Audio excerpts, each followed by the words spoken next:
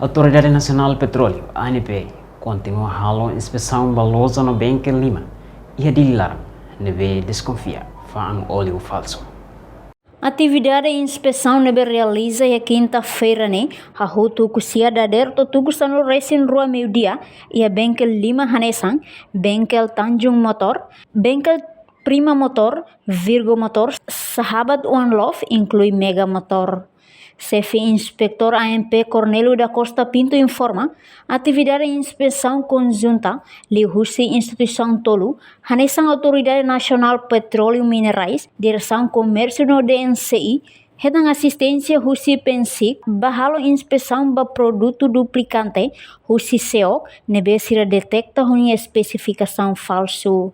Sim, atividade de inspeção conjunta husi instituição tolu, Autoridade Nacional de Petróleo e Minerais, a Direção Comércio, no MOS DNCP, rede assistência do PNC, ad hoc inspection Liga para produto lubrificante do Shell, medemaka, a me detecta que o produto é mais falso, ou especificação falso. Então, e é uma atividade busca, lorong tolu, lorong dua, e hoje você que verifica aí a loja sila, nomor bengkel sila, mas kami sudah ketang, mas inspesaun sila na fatin, alas se continua na fatin e tem kata produto na kami uso, Autoridade Nacional de Petróleo e Minerais uso a suspender tabela distribuída no mercado.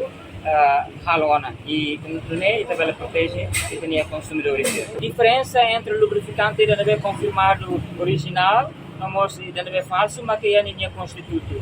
E aditivos, diferença de aditivos, não substâncias que deve ser que é lara.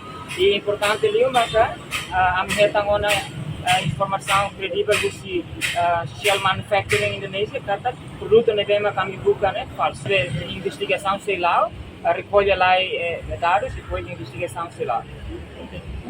Então, a mim sei que kuliah horror loja nai aprende dia para ia fatin empenha depois maka sei processo de investigação. Com certeza que é indício de neve preliminar neve falso ia indício atu ia nasa atu dalam atu la fofila basira se destrói. Depende do processo de investigação. Ni explica diferente entre lubrificante nebe confirmado original no falso, mak ia ninya instituto Hanesang diferente aditivos na substância nebe ihalaran. No quando identifica óleo falso se colher rolosa atu prende sasan nebe falso, barai iha ANP, hodi em processo de investigação. Reportagem Efifânia de Carvalho, Televisão Timor Post.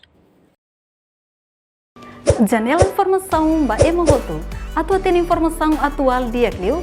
Kita haluha. Haneham botão subscribe, like. Halo comentário no fahe tutang ba media sosial hotu.